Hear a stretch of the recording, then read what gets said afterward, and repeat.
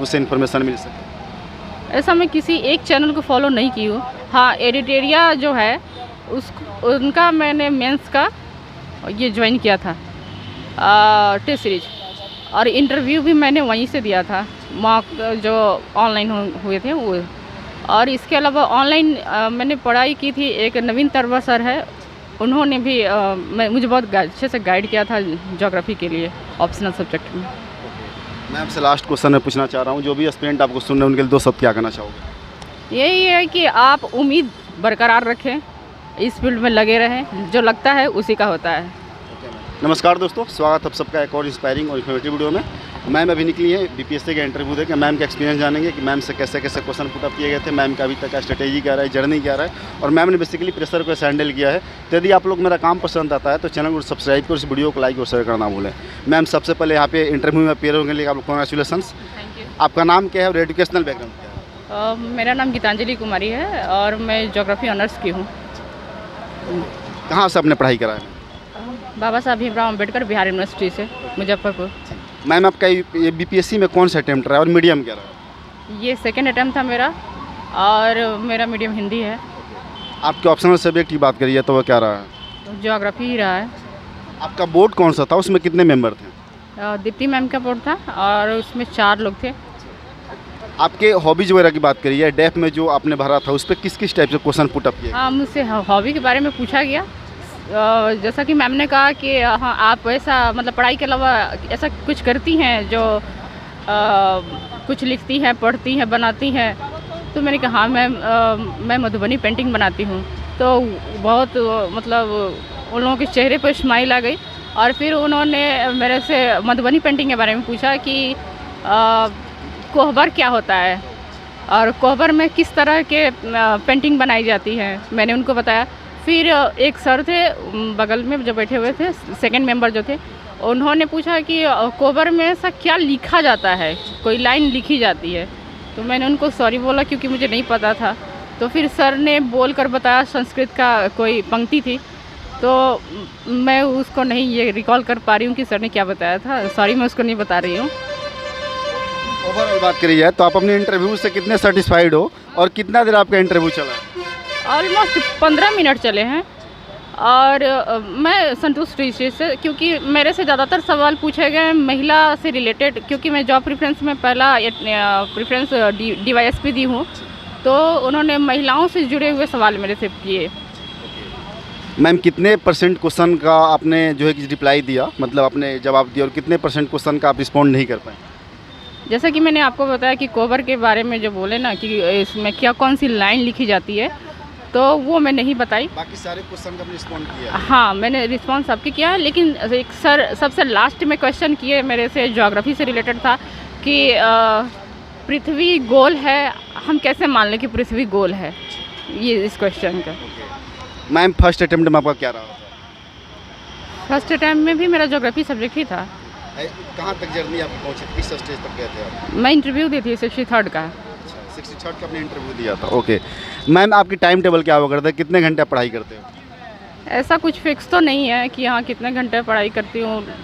मैं civil services की तैयारी करती हूँ तो ऑलमोस्ट सबको 6 to 8 आवर्स पढ़ते ही हैं, मैं भी पढ़ती हूँ। मैंने 17-18 घंटे पढ़ने का कंसेप्ट है वो गलत है कहीं? बिल्कुल गलत है, मैं नहीं मानती इस चीज़ को कि 17 घंटा 18 घंटा कोई पढ़ेगा। हर चीज़ की एक लिमिट होती है, उसमें सब कुछ करना होता है, पूरी दिनचर्या होती है, आपकी अपनी हॉबी है, उसको भी परस्यू करना होता है। मैम मोटिवेशन की बात करिए, कहाँ से मोटिवेशन आपको मिला कि यूपीएससी की तैयारी है, सॉरी बीपीएससी की और सिविल सर्विस की तैयारी करती है? मोटिवेशन तो घर से ही मिला है और मेरे नाना जी काफ़ी इस चीज़ के लिए इन्हेंस करते थे और बोलते थे कि, और उसके बाद मैं एक क्विज कंपटीशन फाइट की थी, उसमें मैं टॉप की थी। तो वहाँ पहली बार मैं जिला कलेक्टर को देखी थी और वहाँ उसके बाद मुझे लगा कि हाँ मतलब ये एक अच्छा जॉब है, इस फील्ड में आना चाहिए। आपका मीडियम क्या रहा है मैम? हिंदी मीडियम है। हिंदी मीडियम है मैम, ओके। मैम प्रीलिम्स की बात करिए तो प्रीलिम्स में जैसे क्या रिसोर्सेज थे आपके, जैसा कि इस समय इंग्लिश मीडियम का दबदबा हो रखा है कहीं ना कहीं और उसमें रिसोर्सेज जो है काफ़ी अच्छे हैं, हिंदी मीडियम रिसोर्सेज कहीं ना कहीं कमी है। तो प्रीलिम्स में आपने कौन कौन सा बुक लिस्ट वगैरह, कौन सा कंटेंट मटेरियल्स आपने फॉलो किया? मुझे नहीं लगता बीपीएससी के लिए इंग्लिश मीडियम का कंटेंट ज़्यादा है, हिंदी मीडियम का कंटेंट ज़्यादा है। लेकिन रिसोर्सेज लिमिटेड होना चाहिए। इसका ज़्यादा है। हाँ, यूपीएससी में इंग्लिश का डोमिनेंस है, लेकिन बीपीएससी में आई थिंक नहीं है इतना। मैं भी हिंदी मीडियम से हूँ। तो अपना रिसोर्सेज थोड़ा बता दीजिए। मैंने तो जैसे न्यूज़पेपर डेली पढ़ना और न्यूज़ को फॉलो करना, मैं डीडी न्यूज़ ज़्यादा देखती हूँ, तो उस तरह से करंट मेरा सही है। और बाकी के जो सब्जेक्टिव्स हैं, जो बिहार स्पेशल है, मैंने नैनो बुक पढ़ी थी, और बाकी सारे तो ओवरलैप होते हैं यूपीएससी से, इसलिए मुझे ज़्यादा दिक्कत नहीं आई है। आपने पीएससी वगैरह भी दिया? हाँ, दी हूँ। अच्छा, उसमें क्या आ रहा था? उसमें मैं अभी पीटीबी क्वालिफाई नहीं कर पाई हूँ, लेकिन ये मैं बहुत पहले दी थी, 2019 में दी थी। मैं मेंस की बात करिए तो मेंस में क्या रिसोर्सेस होते थे, और आंसर राइटिंग से उसको बेसिकली आपने कैसे डेवलप किया, कैसे इंप्रूव किया? क्योंकि स्टार्टिंग के समय में आप भी अच्छा बेटर नहीं लिख पा रही होंगी, उस पर काम किया होगा आपने, तो उसको कैसे बेटर बनाया आपने? हाँ, वो मेंस जो है मेनली राइटिंग के ऊपर बेस्ड होता है। आपके पास अगर कंटेंट है तो अधिक से अधिक राइटिंग प्रैक्टिस इसमें बहुत ज़रूरी है, बहुत ज़रूरी है, क्योंकि एग्ज़ाम प्रेशर में लिखना, उस समय सारे पॉइंट्स याद करना, हर फिगर्स को याद रखना, हर स्ट्रक्चर को याद रखना बहुत ज़रूरी होता है, और ये प्रैक्टिस से ही आता है, और बिना प्रैक्टिस के आप कुछ नहीं कर सकते हो, उतना नहीं अच्छा जाएगा। इसलिए मैंने भी बहुत प्रैक्टिस करी थी इसके लिए। रिवीजन टेक्निक की एक बात होती है, रिवीजन का पैटर्न क्या होना चाहिए? आप कैसे रिवीजन करती थी? जैसे आज कोई टॉपिक पढ़ा तो उसको कब रिवाइज करती थी, क्या होता था उसमें?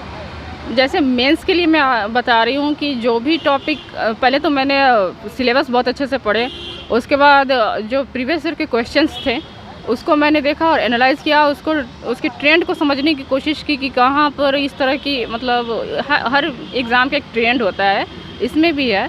और हिस्ट्री के क्वेश्चन ऑलमोस्ट रिपीटेड होते हैं, इस बार भी रिपीटेड थे, और जो डीआई के क्वेश्चन है वो एक फार्मूला ही है जिस पर वो चलेगा, पैटर्न पर।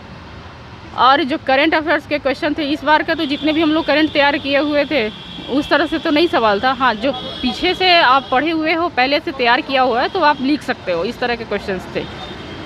मैं मॉक इंटरव्यू आपने दिया होगा, वहाँ से और यहाँ पे अंदर में जो आपने रियल इंटरव्यू दिया है, दोनों में कितना डिफरेंस है? वो आपने क्या इसको रियलाइज़ किया? मॉक इंटरव्यू जो होता है वो इसलिए है कि आदमी हमेशा फॉर्मल बोलता नहीं है, हमेशा कैजुअल रहता है, एक फॉर्मलिटी लाने के लिए मॉक देते हैं, तो वहाँ पर भी ठीक था, लेकिन यहाँ ज़्यादा मतलब कॉर्डियल है, लोग बहुत अच्छे हैं, बहुत अच्छे हैं। ऐसा भी क्वेश्चन वगैरह आपसे पूछा गया जिसमें आपको लगा उटपटांग या फिर ब्लैंक वगैरह टाइप हो गई हो आप? नहीं, ऐसा कुछ क्वेश्चंस नहीं थे। मैम, आपके मतलब कोचिंग वगैरह की बात करूँ, आपने कोचिंग वगैरह लिया था, उससे कितना बेनिफिट हुआ है? या फिर बिना कोचिंग के जो रिमोट एरियाज में रह रहे हैं एस्पिरेंट, क्या है पॉसिबल है कि नहीं? जो प्रेजेंट टाइम है डिजिटल इंडिया का, मुझे नहीं लगता कि किसी कोचिंग में जाकर 2 लाख 3 लाख रुपया देकर हम पढ़ाई करें तब हमारा हो पाएगा, ऐसा नहीं है। आपका कॉन्सेप्ट अच्छा है तो आप ऑनलाइन पढ़ाई कर सकते हो, टेस्ट सीरीज ज्वाइन कर सकते हो। टेस्ट सीरीज बहुत इंपॉर्टेंट है, चाहे पीटी हो चाहे मेंस हो। टेस्ट सीरीज का नाम बताइए आप। सॉरी सर, मैं कोई एक टेस्ट सीरीज़ नहीं दी हूँ, इसलिए मैं ऐसा नहीं बता सकती हूँ। मैं बहुत सारे टेस्ट लिखी हूँ। जो आपने डिजिटल इंडिया की बात करा, तो आपने हो सकता है यूट्यूब पे कोई चैनल वगैरह फॉलो किया हो, तो उस चैनल का नाम जिससे कि एस्पिरेंट को बहुत सारा